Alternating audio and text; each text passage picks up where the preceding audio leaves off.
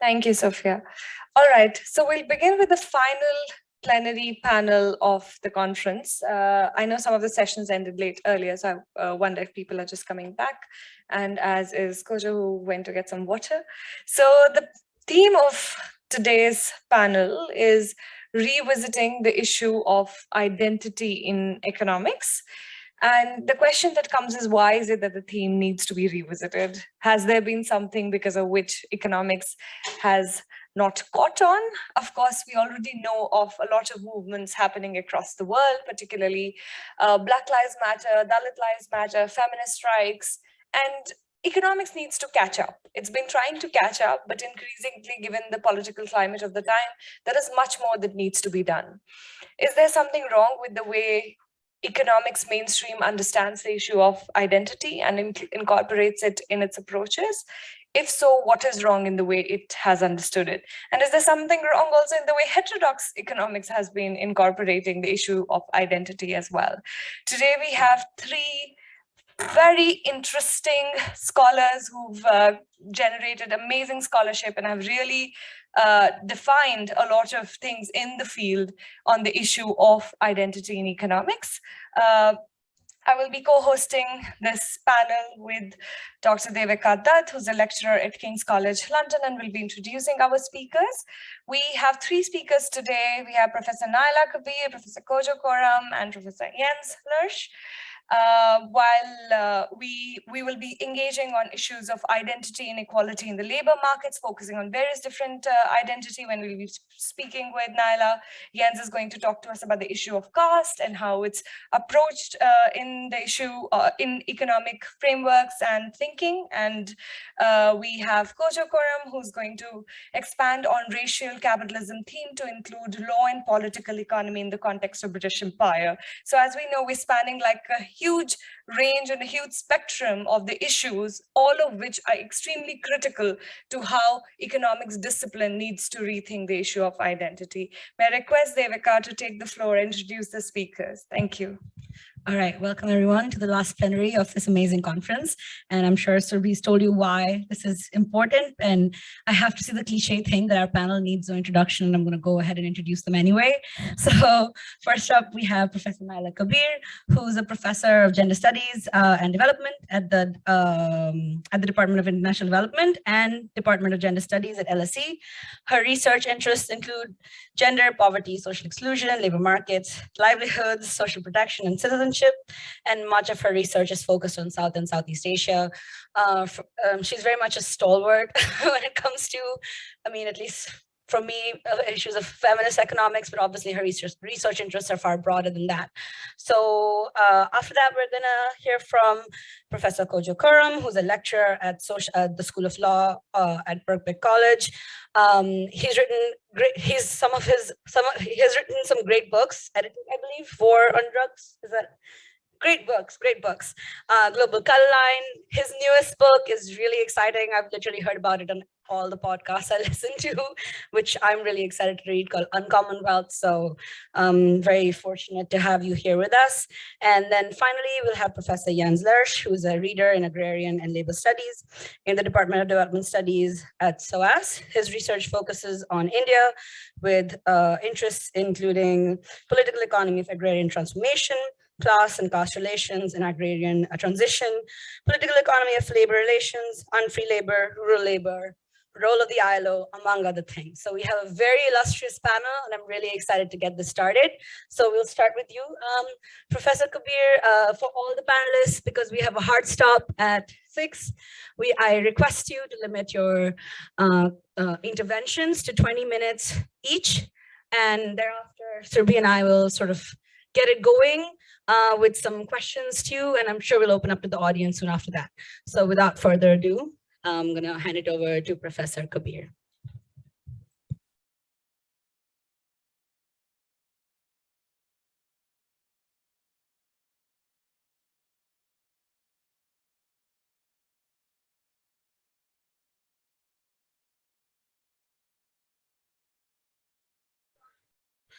Also, I'm going to give you a 2-minute warning. So, Sophia, can you confirm if you can see our screen? or anyone? Yeah, perfect. Thank you. This. Okay, thank you. Okay, thank you, and very pleased to be here. I'm going to talk about identity inequality in the labor market, and I have to confess, the reason I agreed to do this is because I'm going to write a paper about identity inequality in labor markets, and this was a good opportunity to kind of push you into starting to think about some of these issues. And what I'm going to say is not necessarily particularly new, but it's an attempt to put together what I think is important about questions of identity.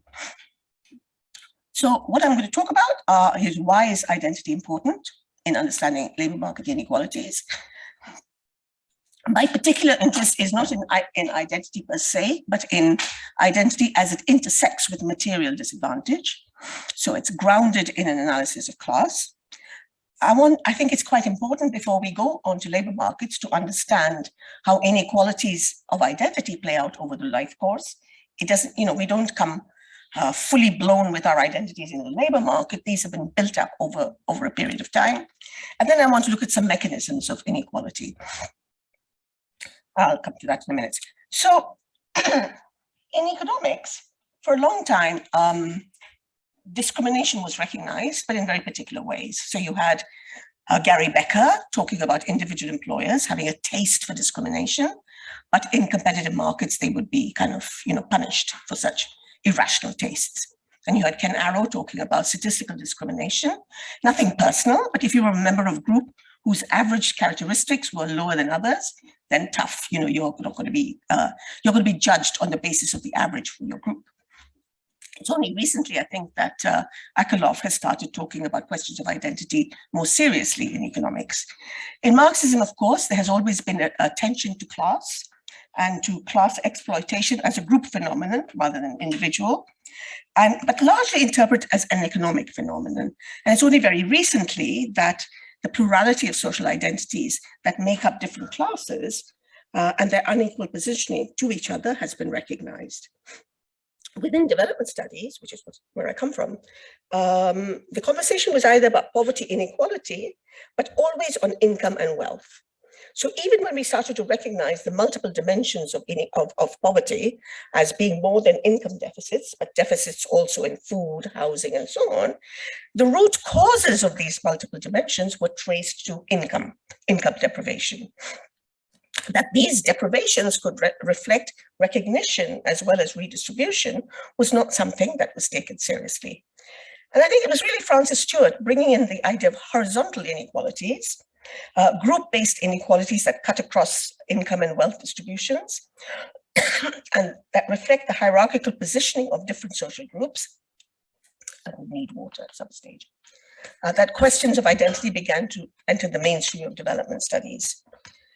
So the significance of identity as a dimension of inequality can be appreciated if we have information on any distribution of income, wealth, education, nutrition, whatever. And we will see, if we have the information, that there is a very systematic mapping of different groups. My throat is very dry. Yeah.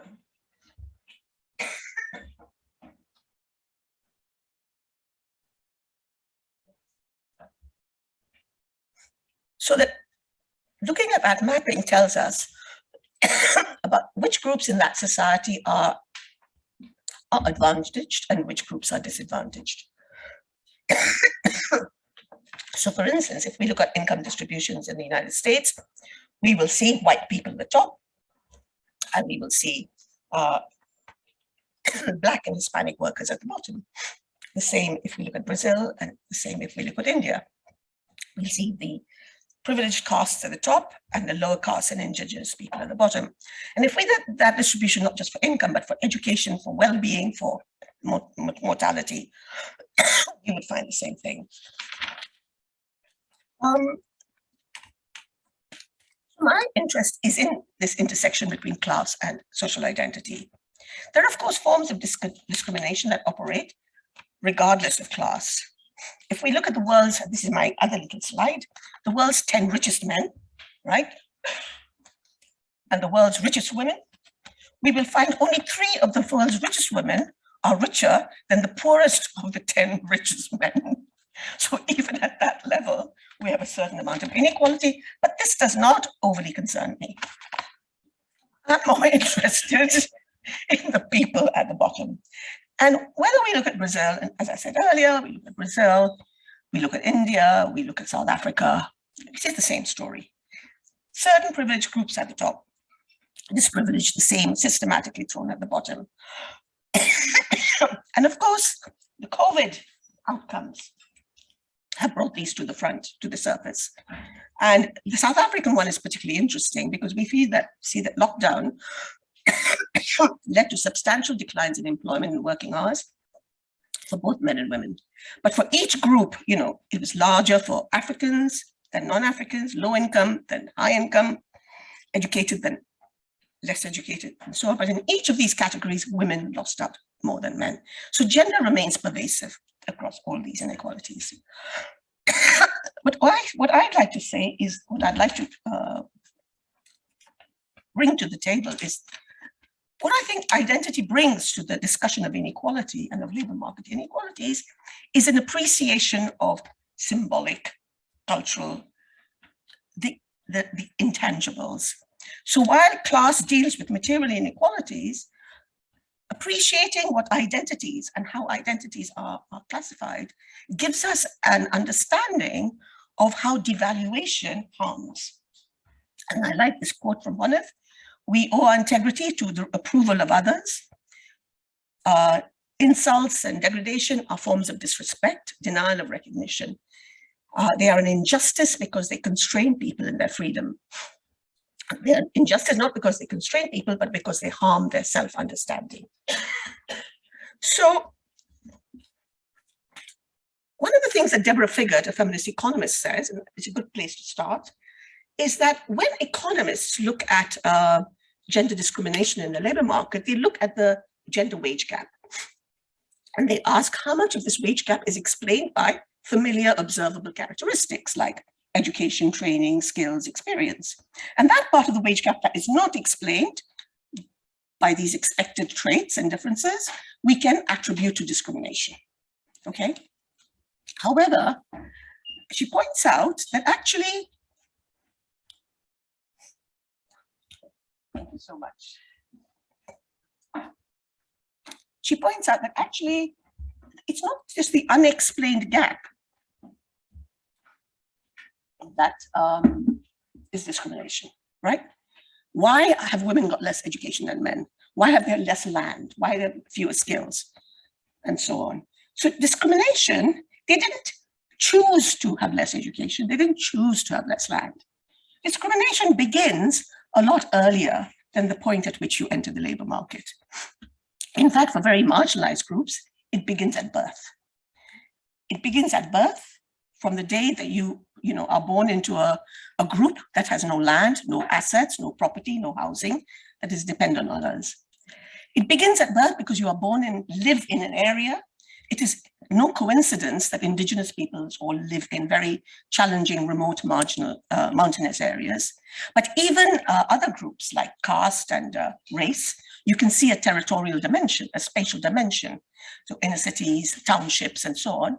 And these are areas that are underserved by the services you need, by health, by, in India, you can map the distribution of health in schools by the distribution of religion and caste.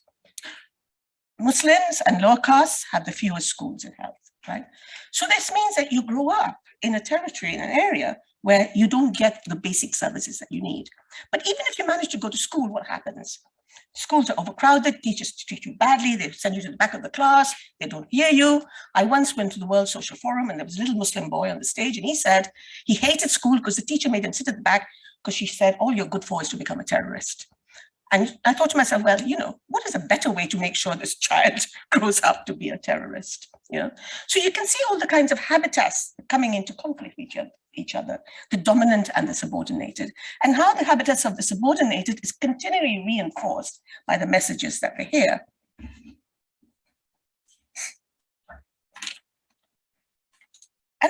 when they grow up and they go to school and they, get some qualifications, what happens? A very interesting study by my friend Ashwini Deshpande and a colleague of hers, Newman, studied in India one way that lower caste Dalits managed to get into higher education and therefore aspire to better jobs is through quotas and reservations. So they followed a number of Dalit and non-Dalit students from the same colleges and asked them about their aspirations. And it was very interesting that Dalit students through the reservations aspired to jobs with far fewer, far lower income, and mainly public sector where they felt they had a chance. Non-Dalit students, the world was their oyster. They could go to private sector where you get much more money. And of course, there's a reality to these aspirations. They've been told all the time that they're not worth very much. Interesting studies, and I don't know what people think of these studies, but there was a study done in the US and India where you ask people of different groups to do tests.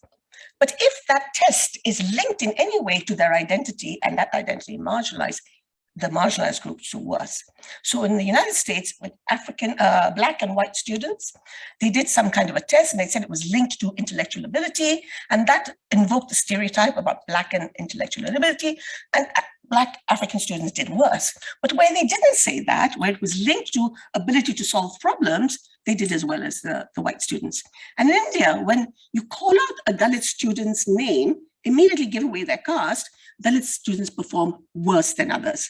But when no one knows your caste identity, you perform as well as others. And this is about the gaze, the judgmental gaze. So if students go into university and then don't aspire to good jobs, it's because they've reinforced negative stereotypes about themselves. They don't aspire. To some extent, that's a material reality.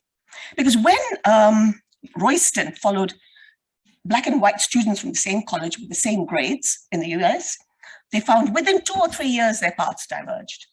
The white students did better, the Black students didn't. And partly it was their social networks. Black students knew other workers, white students knew workers as well as bosses.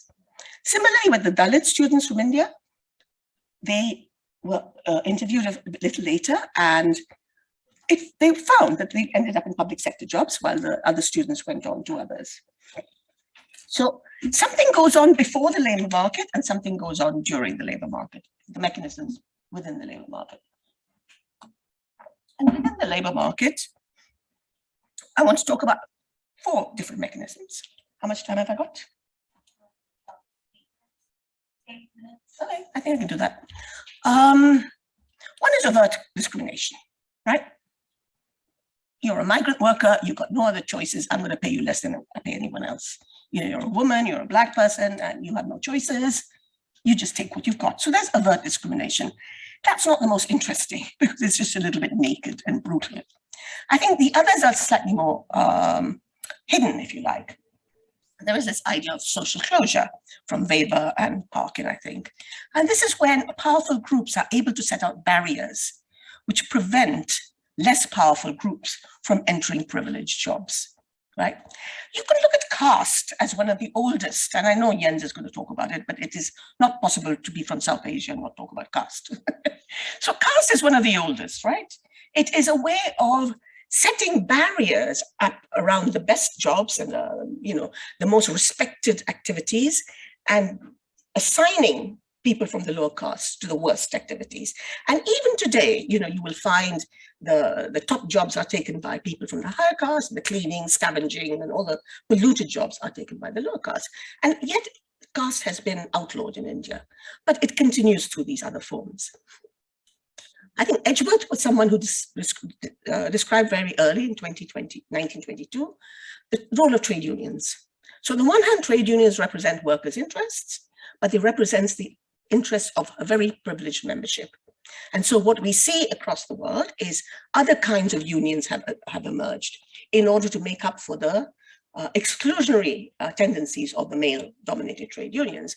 And in India, the best known one, which is Self-Employed Women's Association, emerged precisely because the Textile Workers Union refused to recognize women workers except as the wives of their workers.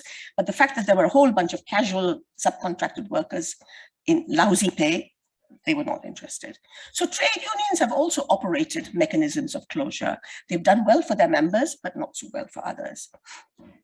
institutional bias is when the rules of an organization, so it's not intended as overt discrimination, but the rules of the organization, its bureaucracy, its procedures, are framed in such a way that it systematically excludes certain groups of people. And Joan Acker has talked about the way that gender operates. So the rules of certain kinds of organizations are framed as though the worker, the ideal worker, has no body, no bodily needs. They don't menstruate, they don't have babies, they don't need toilets, they don't look after other bodies, right? So you need full-time commitment to the job. And that makes it quite hard for certain groups of people, particularly women who are the carers very often, to be able to take those jobs. There's another interesting way that Ashwini Deshpande and all talk about institutional bias, and that is when these Dalit students through reservations go for interviews, it's the kind of questions you get asked. One is, of course, your name gives away, right? But then they will ask you questions about how large is your family and you know, all of these things are signaling to the employer what kind of a family you come from. Whereas non-Dalit students don't get asked those things. Non-Dalit students and those white workers all think they got where they got through merit. And if a Black worker or a Dalit worker got any job, it's because they were favored. They had the quotas favored them. So they don't recognize their own privilege, but they do recognize any kind of affirmative action that might be given to those who are less privileged. And my final, actually another example, how long have I got? 4 minutes. Okay, Sweden, very interesting. So I spent a year in Sweden, and we all think of Sweden as this very progressive place, right? But at least in the 1990s, I don't know if it's still true, migrant workers, the gap between employment of Swedish and migrant workers was larger than anywhere else in Europe. And an economist, a couple of economists explained it. They didn't call it institutional bias, but I would say it was institutional bias. That migrants, particularly from outside Europe, i.e. Asia and Middle East and so on, they were not Swedish enough. They didn't speak Swedish, they spoke with the wrong accent, they didn't have the right attitudes, they didn't have the cultural capital you needed in order to get the jobs. But what is interesting is this gap between migrant and non-migrant in Sweden was larger than anywhere else in Europe. So either the migrants who are coming into Sweden were just less adaptable than migrants anywhere else, or the Swedish culture was less welcoming than anywhere else. And don't quote me on this, but I've just got back from Sweden, and I understand they're no longer disaggregating their data by race. I'm not sure, but apparently there's been quite a lot of unfavorable, really, I'm not sure about that. It was told to me at a party, so I haven't been able to check. But there has been a lot of statistical findings about discrimination in the Swedish labor market. So I thought that was and my final one is unruly practices. And that is when you have one set of rules, but people behave differently. So even though, you know, you're not supposed to ask questions about people's preferences and, you know, backgrounds, etc. Those kinds of questions are used in order to separate people you want from those you don't want. So I'm going to end there since my time is running out.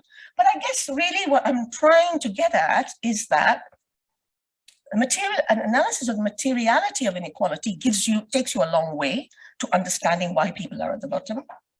But an understanding of the way identities function to separate groups of people and place them in hierarchies about who matters more, who is, you know, who has God-given skills or whatever, is not just something that is mean and nasty, but it has got some effect, a lasting effect on the aspirations and ability of those who are on the receiving end.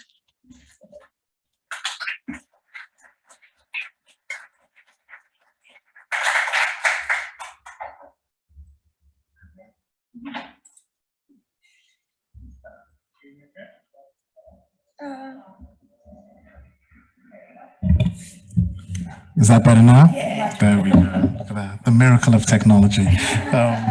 First of all, thank you all for joining us on this lovely summer's day. The fact that you're still here in this hot room talking about heterodox economics shows your commitment towards trying to reimagine a better society and a better future. So thank you all, and thank you for inviting me to be part of this plenary as a non-economist. There's been so much I've learned from listening to people talk today and from listening to the paper just now.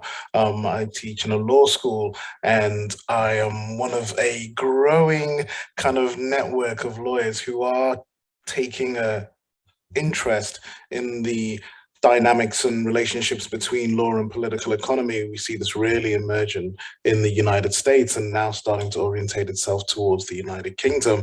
And I think that actually looking at it from the perspective of the United Kingdom has a lot to contribute to our understandings of how global capitalism still functions today.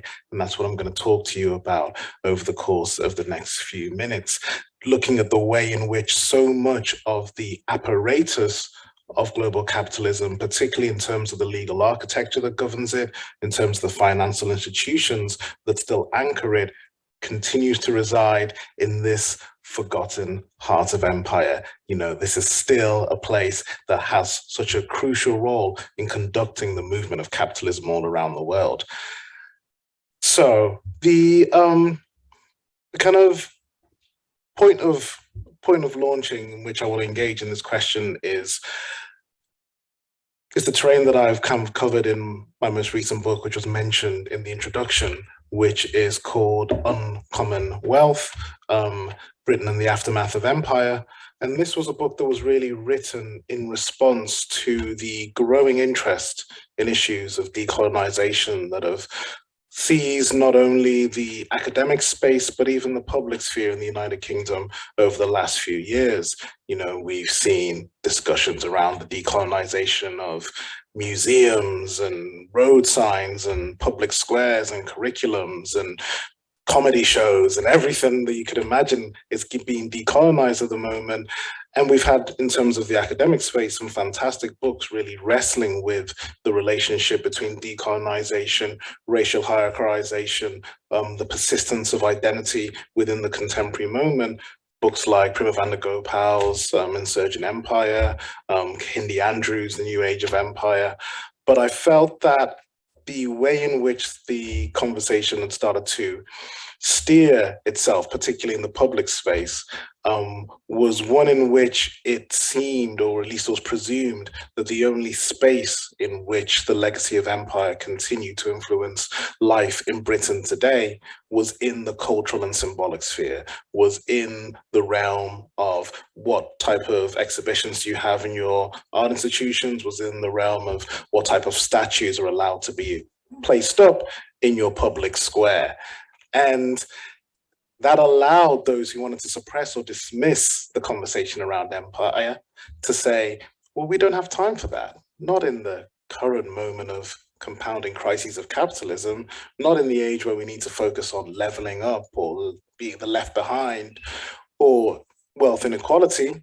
We can't talk about, you know, what statues do we have in the public square? We have real economic issues that we need to face.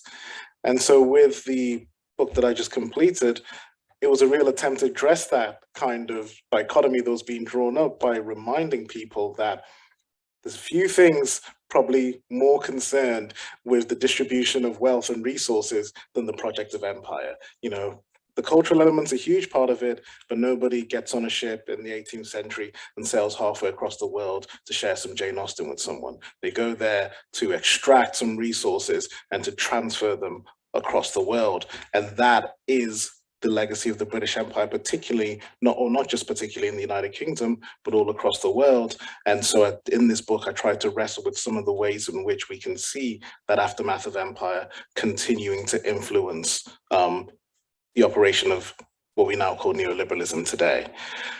This was, I think, a little bit of a challenge to the traditional perspectives of decolonization that have emerged over the last, say, 20 or 30 years, particularly if we think about the, you know, the kind of Lacrit school of Mignolo, that kind of orientation towards that question of how decolonization affects our, how colonization affects our perception, how it affects our presuppositions, our desires.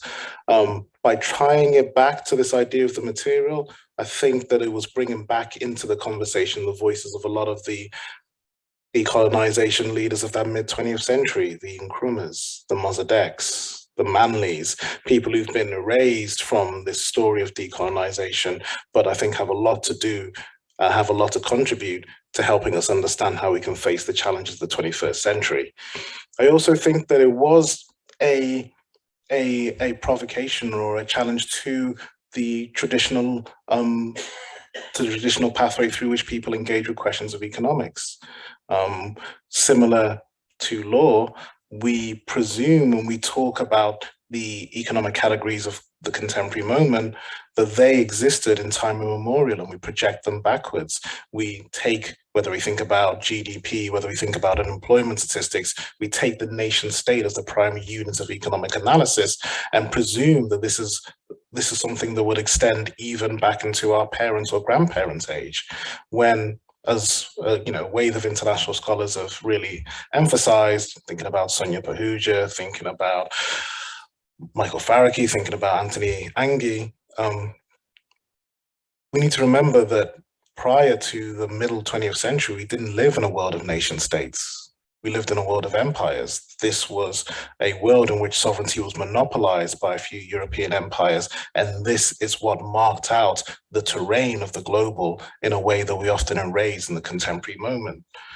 And so by bringing that back into conversation, I think it helps us understand how recent this history of empire is, how just within a generation, we had the primary way of organizing capitalism around the world being an imperial state. And it also reminds us of the potency of that decolonial moment, that initial 20th century decolonial moment, when we have that distribution of sovereignty across huge swathes of the global map, Africa, the Caribbean, South Asia, at least ostensibly claiming the powers of statehood, which provides an immediate challenge to transnational capital.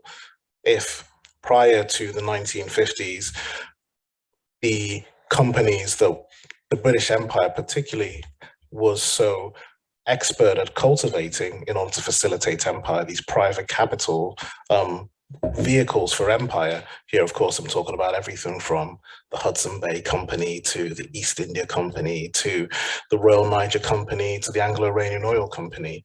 If they operated across continents, they could still operate within a single jurisdiction.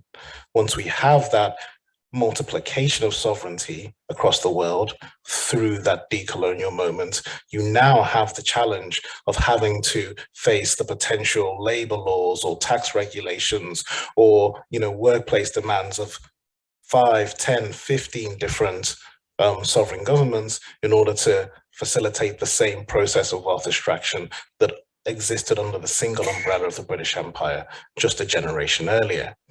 And so what is some of the response of global capitalism to this potential challenge?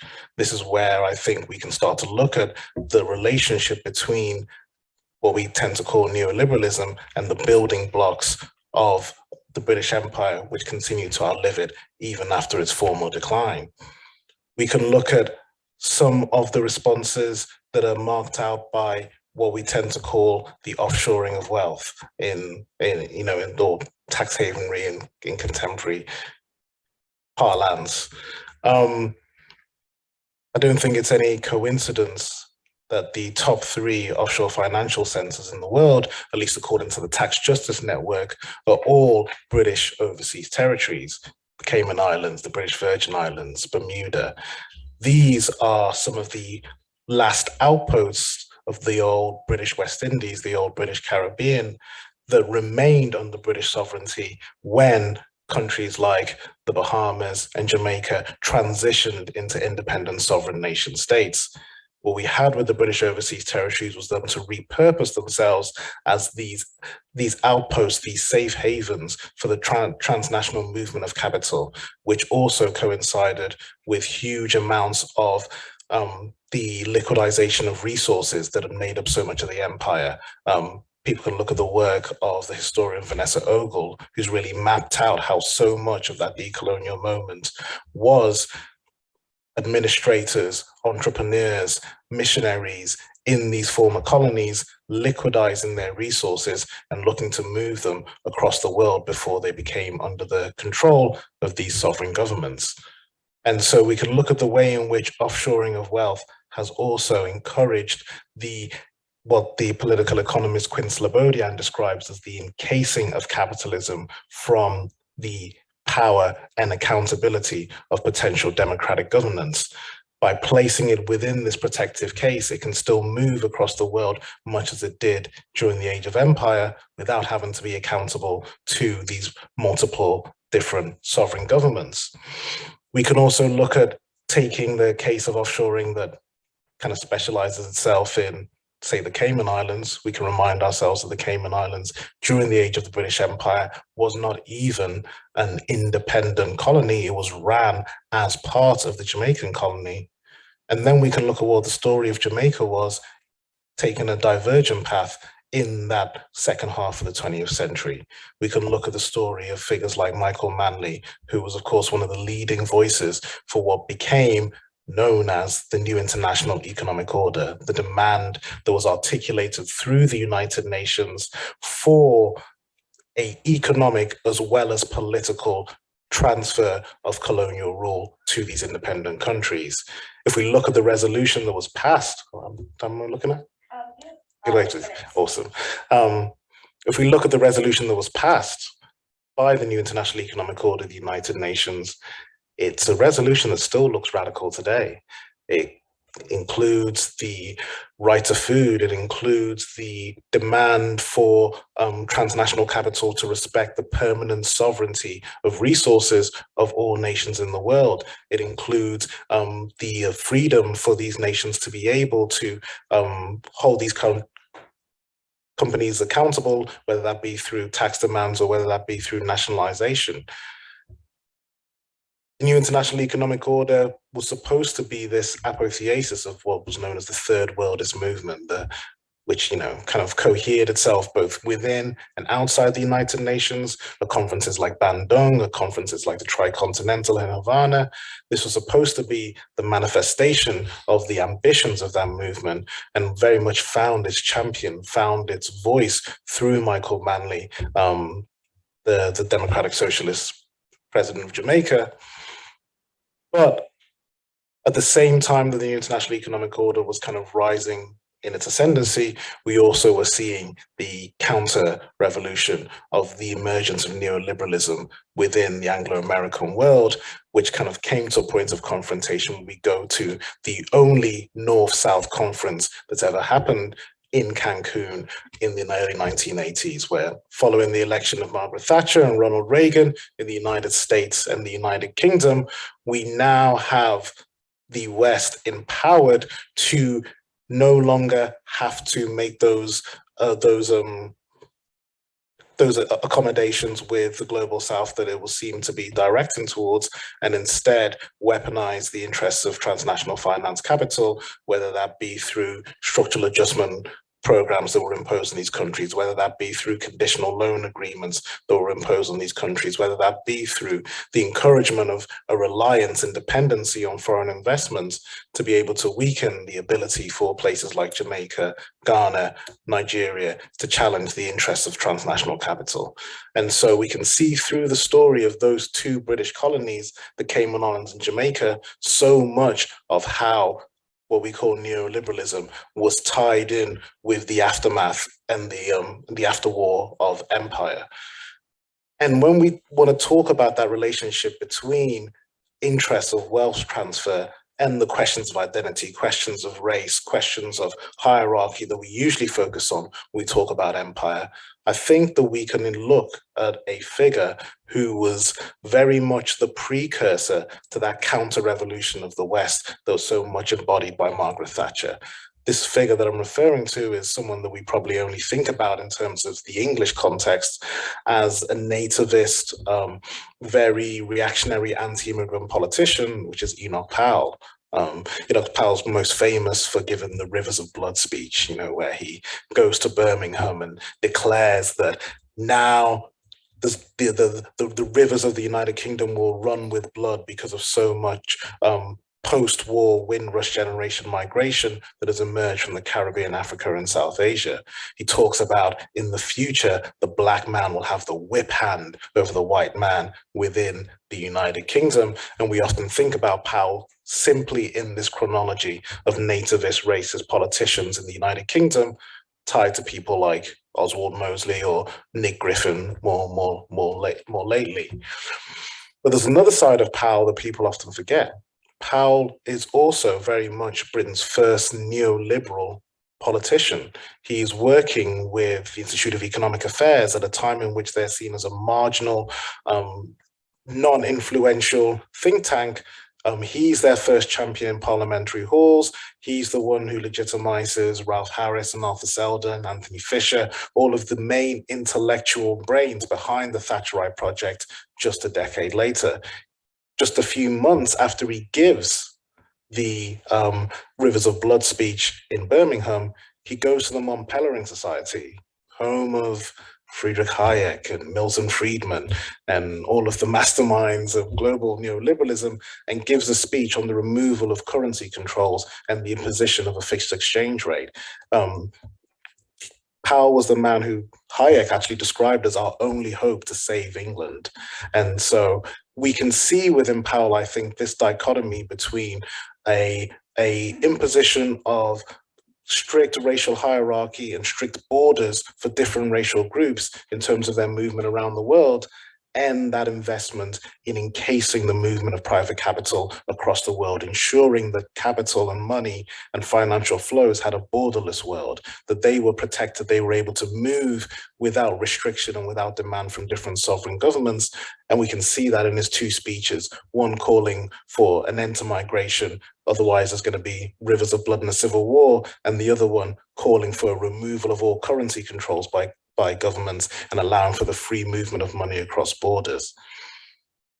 So I think, just finally to close, I think the reason why I talk a lot about this history, this 20th century history of empire that occurred, whether we think about the Caribbean, whether we think about South Asia, whether we think about Sub-Saharan Africa, the reason I talk about it in particular in relationship to the West, the United Kingdom today, in my book specifically, it's because I draw upon this idea that was advanced by the Martinican philosopher, politician, poet, Aimé Césaire, his wife Suzanne Césaire as well, who had so much to do with developing this, the idea of the colonial boomerang, which is the idea that what happens in the colonies doesn't simply stay in the colonies, it actually bleeds back into the very metropole itself and influences the future direction of the country that actually imposed it on everyone else.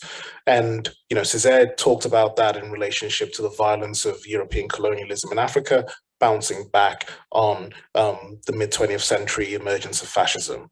But I think we can also see that on an economic basis. We can see the problems that 20, 30 years ago were seen as almost civilizational, racial problems of the global South, you know, public debt. You know, this is an example of people who just can't look after themselves, you know, the problem of the offshoring of wealth. This is, again, immature developing governments that can't deal with these issues. The problem of a disintegrating social safety net. These are problems solely of the developing world.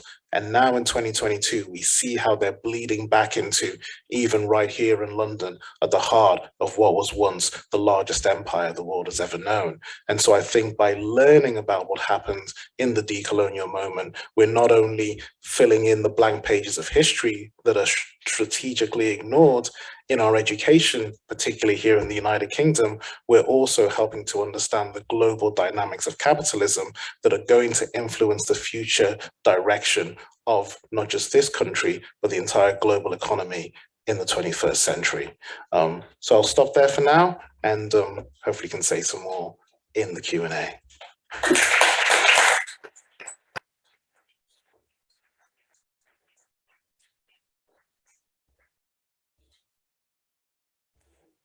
Thanks. Okay.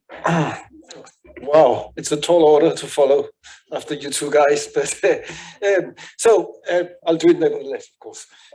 Now, I'm also not an economist. I'm a geographer by training. I tend to say I'm a political economist, and I am. But obviously, in that sense, I'm speaking from outside of the discipline. What I will talk about here is centered around oppression along the lines of caste and ethnicity in India through the lens of racialization. And I'll do that first by talking a bit about racialization. I will then go on to talking about oppression along the lines of caste and ethnicity in India, and I'll discuss underlying reasons for that and return to, in the end, what that means or could mean for the discipline of economics and economists, of course. I'll comment on that as I move along as well. First, when I say racialization, I think it's important to know that by that it is commonly meant that it's a process of dominant social groups assigning a racial character to the group they oppress, and thereby normalizing and naturalizing oppression and exploitation. Of course, not for those that are racialized, but for the others. I mean, and that we know have had sometimes very extreme outcomes. Of course, slavery, extreme violence, extermination, etc., etc. And it's by now very well established that racialization and related processes are very central to capitalism. Think of the work of Cedric Robinson, think of earlier work by Oliver Cromwell Cox, think of the work in the early 20th century by W.B. Du Bois. I mean, there's a long history of this. I'm not going into that, but that we take for granted. But racialization is also only one of several ways of normalizing and naturalizing oppression and exploitation, as Naila also related to. In a sense, the exploited classes, or at least parts of them, are ideologically constructed and divided in a number of different ways. This is the work that, for example, Stuart Hall has done about where he argued that race, gender, national status, and other forms of difference were essential to the differentiated forms of exploitation of capitalism, without which capitalism couldn't function. This is what Anat Singh argue when she says that such differences are structurally central to global capitalism and not just decoration on a common core. They're central. So in short, class-based exploitation and social oppression along the lines of race, ethnicity, caste, gender, sexuality, place, and no doubt other relations produce extreme relations of oppression inseparable from each other in capitalist exploitation and in capitalist accumulation. Okay, so to zoom in on caste. Caste arguably plays a role akin to race under capitalism. The same is the case with ethnicity, as we should see shortly. What has that got to do with economics? Well, any analysis of inequality should be concerned with this. One thing is to describe inequalities, which economists do so well. Another is to explain them, to understand the processes that drive them. This requires a focus beyond certainly mainstream economics. And to say that is obviously not new. This is what good political economy analysis can do and sometimes does do. And it's also what, for example, Piketty argued in Capitalism and Ideology very strongly, that one, as an economist, he had to move beyond the economics discipline to explain the processes of inequalities he studied. More specifically, caste and ethnicity-based inequalities are well documented in India as well, and very much by economics or economists. But the analysis of this, and that is the analysis of how this is integral to capitalism, and how it is not just some feudal remnant that will disappear with development, that is less widespread. So I'll go into more details about that now in relation to India. I said inequalities, discrimination along the lines of caste and ethnicity is well documented in India. The dominant castes, they dominate the regular jobs, government service, high-end businesses and capital. Whereas at the other end of the spectrum, a very high proportion of especially Dalits, which is the ex-untouchable caste constituting 16.8% of the population, and Adivasis, the indigenous people, that makes up 8.6% according to the latest figures, which are quite old now, scrape a living from low-end informal, or in low-end and informal precarious casual laboring jobs as part of the informal economy. Together with large groups of Muslims and sections of so-called other backward classes, an intermediate group you may call, they are hard hit by the graded inequalities in India. They're historically disadvantaged, and it's well documented that they suffer from discrimination in the labor market and beyond in many ways. So it's no wonder that there's the huge pay gap between the dominant castes and the rest, that, for example, Adivasis earn less than half of the dominant castes, and that is not much more.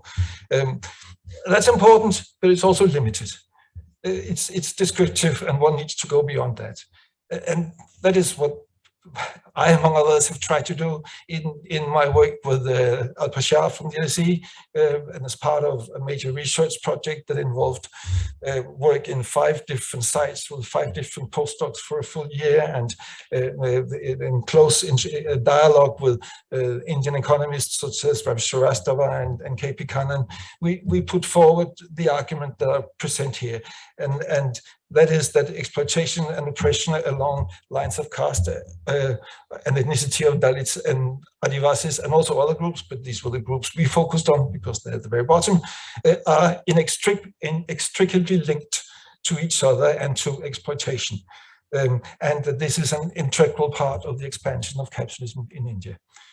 We borrowed the concept conjugated oppression from the anthropologist Philippe Bourgois to elucidate that class-based exploitation and ethnic and racial discrimination continue to be, as he calls it, continue to interact explosively and produce an overwhelming experience of oppression that is more than the sum of its parts. I mean, this is straight phenomenon. This goes back to classic in many ways. And these concepts further the understanding that they are constitutive of and shape class relations, producing extreme relations of oppressions inseparably from each other and from capitalist accumulation. This, we then argue, takes place through a number of interrelated processes, actually 3 processes. The first one is that one cannot understand this without understanding the inherited inequalities of power. So you're born into this position, not because you're born into it, but because for generations this has been the case. And this goes beyond, or this starts up well before capitalism. Capitalism bases itself on the existing inequalities, where, unsurprisingly, those that dominated in those societies end up at the top within capitalism, and those that were at the bottom stays at the bottom, economically, politically. Second process is that Adivasis and Dalits have become the fulcrum of super exploited casual migrant laborers in India. Now, migrant laborers, seasonal migrant laborers, and migrant laborers, we all know globally, are at the bottom of the pile. That is very common. In India, there's around 100 million seasonal migrant laborers, predominantly internal migrants, and from the poorest and most exploited regions. They are used to undercut local workers. They work harder. They're paid less. They work under extreme conditions, etc., etc. And of course, many poor other backward classes and Muslims work like that. But if we're looking at those at the bottom, then it's the Adivasis and Dalits that work in the worst sectors, in the worst jobs, and under the worst conditions. They work in the brick kilns. They work where conditions are extremely hard. They work. They are at the bottom of the construction industry. They work as harvest workers, and they work in the very low end of manufacturing. That is where they dominate or overrepresented. And we are arguing that they're super exploited in the sense that they're not even paid the cost to cover their own and the household social reproduction. They rely on the households reproducing themselves and their children and them when they get old, so that the wage can be below the needs or can be below the reproduction cost of the labor. That's why they're so cheap. And of course, just as akin to international migration, they're stripped of citizens' rights, etc. They're internal migrants, but they're actually quite comparable to my internal migrants in India, hukou systems. In the same way, when you migrate, you de facto in India, not de jure, but de facto lose many of your rights. So this is all, again, maybe sort of straightforward, but to this we add the idea of conjugated oppression. And by that we mean that old practices of stigmatization and oppressions of Dalits, Adivasis, and other minorities, they might have lessened since independence, but they have not gone away. They have transformed and now have been made to work in new ways, which enables the expansion of the exploitative social division of labor and power in the modern economy. One could not imagine the modern economy in India without those relations. Minorities in India are still discursively constructed as dangerous classes, to use a term that goes back to France, I think first recorded in 1842.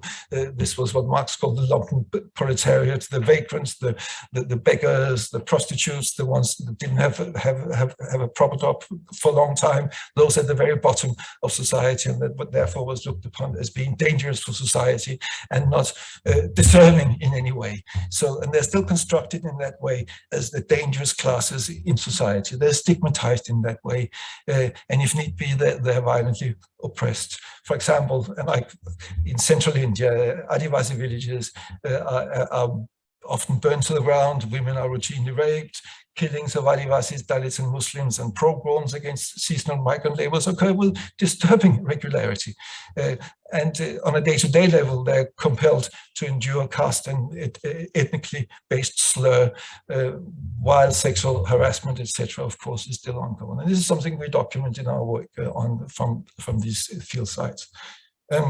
On top of that, this conjugated oppression is actually enforced by governments, political parties, and high caste employers. No surprise there.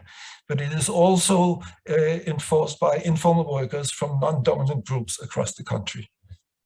And in recent years, it's actually taken a turn to the worse, where the jailing of Dalit, Adivasi, and human rights activists as anti-nationals or urban naxalites have become common. So what we're seeing is a fairly extreme and ongoing othering of Dalits and Adivasis and activists. And that enables, of course, the treatment of them as second-class citizens and keeps them at the bottom of economic and social hierarchies. Now, caste, ethnicity, race, gender, relations are of course not the same, but they all play significant roles in the structuring of oppression and exploitation as capitalism makes use of existing social divisions for its own needs. And despite obvious differences across the world, it does seem that there's a common trend, and that is that capitalism has not led to the formation of a homogeneous working class. Instead, it has formed nationalist, racist, and xenophobic, misogynistic alliances with the dominant mainly male laboring groups. They be white English, white Americans, or OBCs and general caste Hindus. And these laboring groups enter into such alliances in order to defend their privileges against the dangerous classes. This stigmatization between workers has a long history. Even Marx once warned against it in relation to the division of the English working class, the Irish workers. And it is still too rare to see labor organizations or their political parties tackling head-on such divisions and prioritize the work with the dangerous classes for example, to ensure proper representation of them within their decision-making structures. Okay, what are the lessons of that? Firstly, we cannot understand capitalism and its development without understanding racialization and casteisms and ethnicization, etc. Also, capitalism will not do away with difference and create a working class without divisions along the lines of race, caste, and ethnicity. Racialization, as I've said several times, is an integral part of capitalism. To put it differently, again, to say something I've already said in relation to casteism, if understood as racialization, is not a feudal remnant. It is inextricably linked to capitalist relations and exploitation. Secondly, thirdly, isn't it? The explanations of caste and inequalities will have to go beyond pure economics. They will have to be political economy explanations, but of the kind that actively considers and analyzes processes of oppression on par with processes of exploitation. Policies only focusing on economic exploitation is unlikely to get it. Politically, this has implications. Representation matters. In the UK, for example, universities and most unions are struggling with this. Even pro-poor organizations often have a long way to go. And India is no island in this respect. Here, representation of oppressed and exploited groups would include Dalits, Adivasis, and Muslims. There's a long way to go for that to happen, not only in society's institutions, which isn't surprising, but also for organizations championing the cause of labor and other causes of the oppressed. Piketty, in his recent book, documents in some detail that neoliberalism in the US and Europe, in a political sense, was and is based on this racist, xenophobic, and misogynistic alliance forged between the top class of the bourgeoisie and the white male working class population. And this, he argues, enabled the extreme appropriation of capital and wealth at the top, while the 1% represents itself as the defenders of the white working class privilege. Racialization, ethnicization, gender and sexuality-based oppression, etc., act as a main ideological tool crafting these alliances. That is why culture wars actually matter, even though, of course, one shouldn't reduce things to culture wars. Now, one wonders what would actually happen, what would have happened if the left and racialized and ethnicized groups had been able to unite historically, if there hadn't been that divide. But going back in history, in the US, W.E.B. Du Bois showed what could be achieved for and by Black peasants and workers in the first years just after the Civil War, before the white working class entered into an alliance with capital and the old ruling white elite in the South against them. In India, what if an alliance between the left, Dalits and Adivasis and oppressed Muslims groups had been possible from the 1920s onwards? What if, to move on to the 50s and 60s, what if land reforms had been carried through to include Dalit agricultural laborers? And returning the gaze to the economics discipline, why did the argument put forward by some economists in the 60s that too small plots were uneconomical, and hence implicitly that it did not make sense to extend the land reforms to Dalits, as that would lead to too small plots? Why was that argument allowed to dominate and thus form part of naturalizing the landlessness of most Dalits? What would have happened if Dalits had a stronger voice through such alliances? And I can go on, just one more. What if an Adivasi working class alliance had existed since independence, an alliance where Adivasis had a proper say? What would have happened with the major development initiatives in the 50s and 60s and 70s, the dams, the minings that displaced groups? Would the overall displaced Dalits groups, not other groups, mainly Dalits, what would the overall economic argument for these developments have been quite as strong if those social groups whose land were expropriated had a proper voice? So racialization, including casteism and ethnic oppression, and countering this, overcoming divisions based on this, continue to be a major political issue globally. For economists and scholars from the social sciences, it seems to me that we have a role to play here. That is in countering racialization, including casteism and ethnic oppression in India and elsewhere, and through that oppose the normalization and naturalization of oppression and exploitation that such ideologies carry with them. That just might open up new agendas and possibilities.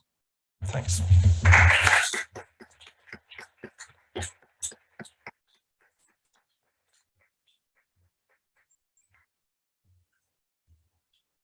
All right, those were some really incredible interventions. I have like so many notes, learned so much.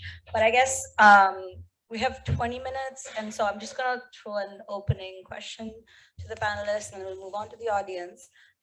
And everybody online, please feel free to add your questions in the chat.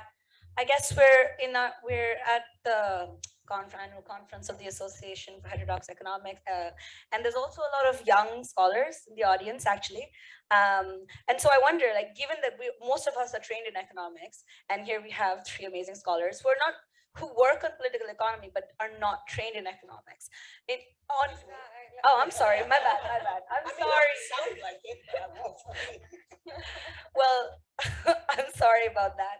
Well, you said you claim development studies as your own, so I'm going to put you in that bracket right now, and it's a compliment coming from me. So I guess how do we, as people who are trained in economics, with our very limited, as you pointed out, that economists do a very good job of describing inequalities, but have very little explanation of where it's coming from or the dynamics that are involved. If you had to talk about within your respective fields, how would you advise our young economists today of how to approach it theoretically in terms of mechanisms? I know that's a very vague question, but I'm sort of giving you a lot of leeway, however you want to respond. So we'll go, should we collect questions or do we? So yeah, so let's collect more questions. I'll keep an eye on the chat. So my question goes to Naila. In relation to your discussion on the life course of disadvantage, it seemed to me that one's disadvantage has not only to do with the identity they are born with or born into, but also the identity they take up as they grow. And in situations where these identities that engender disadvantage, inequality, discrimination are aspirational, how can such a person who takes on that identity begin to make a case against it, argue against it? For example, in my work on motherhood, I talk about motherhood as aspirational. At the same time, motherhood generates capability suppression. So how does that, how do we work around that?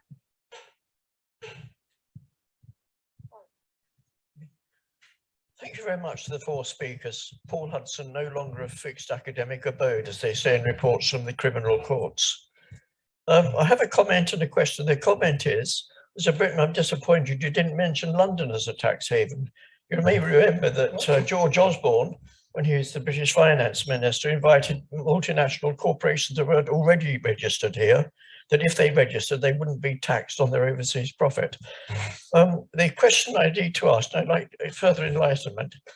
I have no expertise, in fact, on any of the topics that you've discussed. I just, based on what I hear on BBC Radio World Service and the seminars and conferences here, I thought you were being a bit hard on the Swedes, because in proportion to their population, certainly up to 2 years ago, I may be out of date, they allowed in fact, more people, in fact, who are seeking refuge or asylum than any other country in the world. But from what I hear of the reports, again, maybe mostly, in fact, on Radio World Service and reading the Quality Press, they were a bit taken aback that a number of their women were attacked because mostly men, in fact, from Islamic countries were completely disturbed by the near equality of women with men. And this, I understand, is what turned them against immigration. Otherwise, I mean, basically, the Scandinavian countries, this is where public trust, social trust is highest of all in the world. Thanks. Susan Newman, Open University. Yeah, thanks for that. It was tremendous hearing your three different contributions. My question is sort of the flip side of Davika's question, really, which is not, my question is not that how should economists deal with identity or bring identity in, but really all three of you have emphasized the need to look at identity as it intersects material disadvantage and how it is structurally embedded and integral to capitalist accumulation. But both the last two speakers, Kojo and Jens, both spoke about culture wars or the residing of these issues and debates within the realms of culture. So my question is the other way around, really. Why is it that so much of the debate is focused on identity in relation to culture, and why is it so little of it seems to really embrace the economic, the political economy, the historical capitalist accumulation? Yeah. There's one question in the chat and then Shrishi's question, and I think we might not have time for another round, but let's see.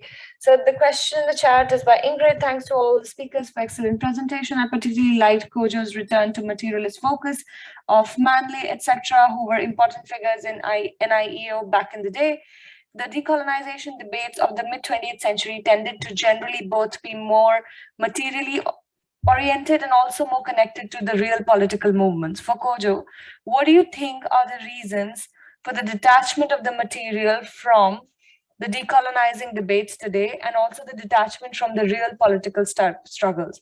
And for everyone, how do you see your role as academic, our role as academics in supporting or taking part in political social movements to challenge the structural inequalities that we've talked about today? Srishti, last question to you, and then we'll go to the panel. My question is for Jens. After everything that you said, what is left of class?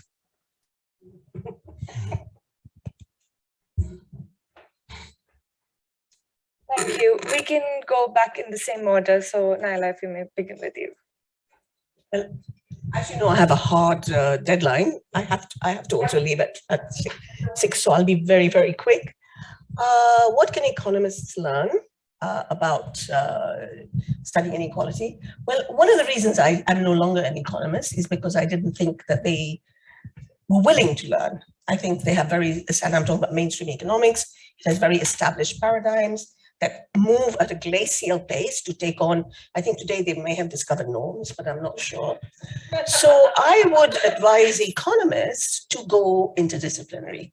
And I think economics gives you a very good discipline and a grounding, but I would say look to other disciplines, which is where population studies, development studies, feminist studies gives you a very hospitable space. You can do that without being. On the two questions, I think, I think one of the things, I'm not going to talk about motherhood per se, but just the way that one internalizes aspirations, what is possible. I think these things are not fixed, right? I think experiences begin to shift perceptions, begin to make you ask questions.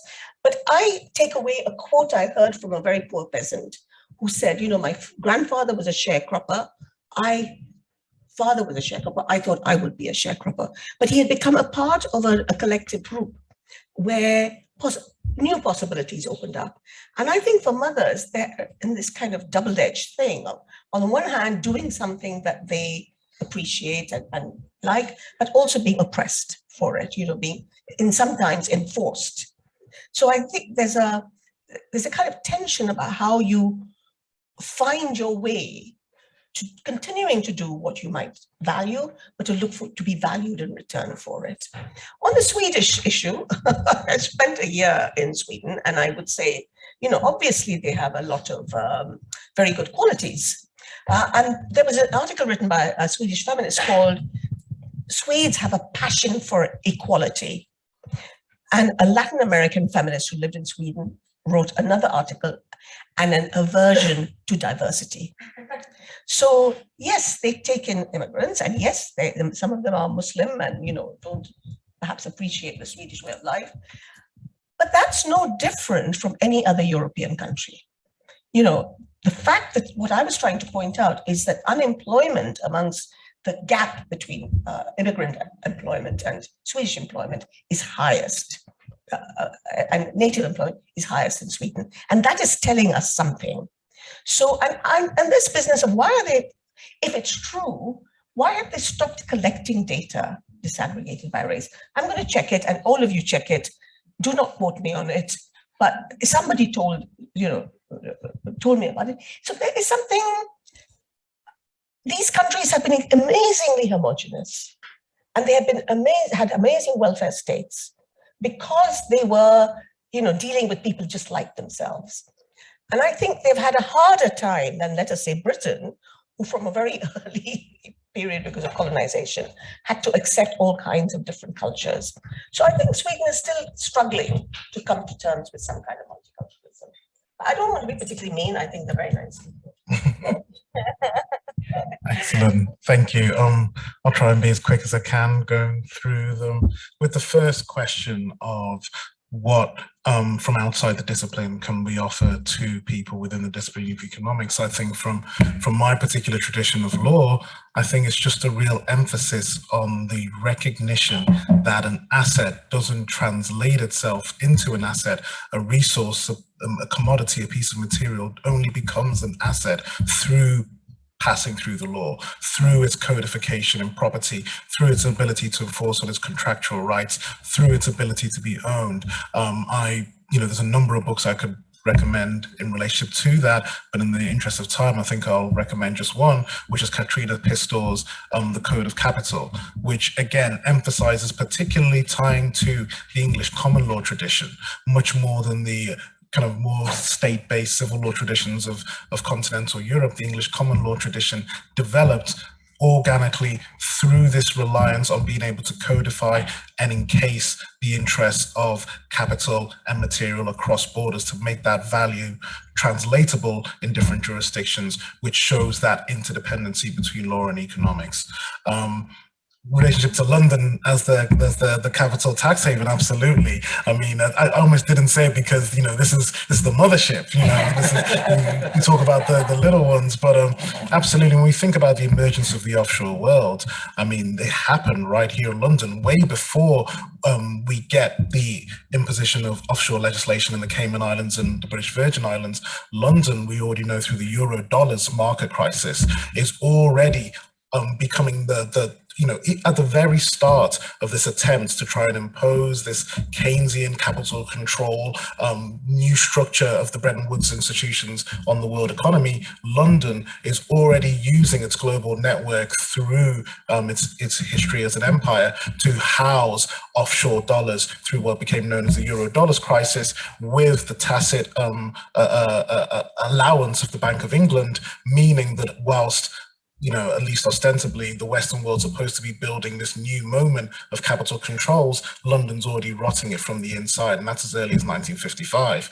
And so, there's a reason why London Commercial Court is still the court where people, you might have a contract dispute from one company from Russia to one company from Singapore. They'll argue it here in London. Why? Because this is the place that's most familiar and most friendly to the interests of capital. We found that out at the start of this year, where all of a sudden all the newspapers are like, why are all these Russian oligarchs in London? Maybe they just, love the weather. No, it's not. It's because they know that this is the place where if you extract assets from across the world, you are going to be best protected by the legal status, the non-dom rule, the overseas territories, and everything else. And I'll just try and take the last two questions together. This question of, why do we rely on culture to talk about these issues? And the question of the detachment from the questions of material by the decolonial movement of the contemporary moment. I think we'll take it from both sides. Why do we focus on the cultural nowadays? I think for people who are concerned and who are engaged with issues of decolonization, to be generous to them, I feel that the cultural turn was a response to the failures and the tragedy and the heartbreak of mid-20th century decolonization. The fact that your Nkrumahs and your Manleys and your Mossadeqs did not succeed. They were not able to use the weapons of statehood to challenge transnational capital. And so the heartbreak of that failure, I think, led to a response where people felt that, and people, I think rightfully, and it's been real insight derived from this approach, that it's not simply enough to think about the material. It's not simply enough to think about having control of state instruments. We need to think about things like desire. We need to think about things like language. We need to think about perspective. We need to think about the culture. And I think that has been incredibly useful, but I also, at least in my contribution when I write in the book, feel that now maybe we've got a bit too far that way, and we need to not forget about that question of the material, particularly here in Britain, where I say so much of the apparatus of the material world, I feel, still resides. And so I think that that's why people on, you know, the decolonial side like to talk about culture. And then for people who don't want to talk about empire, it's fantastic because they don't have to talk about how much money they have. You know, generally, I remember there was this, last year, one of the great culture war stories about decolonization was when it was, are BBC going to be allowed to sing Rule Britannia the last night of the proms? And all of a sudden this became like headline news for a week. And Jacob Rees-Mogg was in Parliament and he was like, I will defend the British people. I will stand up against, I'm going to play Land of Hope and Glory and Rule Britannia in the Commons. And he's happy to have this conversation about the cultural side of the decolonial argument all day. But if you wanted to shift the conversation about offshoring of wealth, he's all of a sudden he's got a lot less to say. He's a lot more quiet about that. He's a lot more uncomfortable about that conversation. I think that so much of the way in which wealth is extracted and protected in the United Kingdom relies upon those architectures of empire, and that's why the entire conversation has been driven towards the cultural realm over the last couple of years and not the material. Sorry, it was a bit longer than I wanted to be. Thank you. So let me start with the question, what is left of class in my pantheon? I think David McNally's work is quite interesting here, the way he talks about the concrete abstractions in relation to class, arguing that you can abstract categories to such a degree that they lose meaning, that categories, abstract categories, only make sense when they are embedded in their multifaceted character, and that means for class they only make sense when they are considered in relation to ethnicity, race, etc., etc. Otherwise, they become so abstract that they cannot be used to understand concrete situations. I think that's right. I think that is how one can understand actual material divisions within the working class, and one can understand why the material demands between different parts of the working class don't always add up together, and why certain parts do not support others. There's a need for an understanding of these concrete abstractions. So to me, there's a lot left of class here. It's actually, you may say, rescuing the category of class from its stale abstraction. Thanks to Kojo for this strong pointing out of why economy matter. I think in those parts of the global south I know of, to answer Susan, I don't really see as culture as detached from the material. I think it is totally interlinked, and you cannot understand why the material exploitation is the way it is without understanding culture, ideology, and again, I think one cannot understand the real struggles that takes place on the ground, which are about material issues. I mean, the 100 million seasonal migrant workers are stigmatized. They are in that position because, among other things, because if they become too unruly, there will be a pogrom. It matters. Culture matters as a material. Culture is not the word I would use, but the processes of ethnicization, casteism, and so on are real material processes. And what I tried to do was to explain that material reality by invoking those categories, which of course goes beyond the material world, but are directly linked to an understanding of them, in my view. Now, just to Paul, I mean, I'm from Denmark. There are very few as xenophobic and racist countries in Europe than Denmark. I think there might be equalities in some ways, but when it comes to race, these countries are extremely bad. And Sweden isn't quite as bad as we are, but that doesn't say much. Sorry.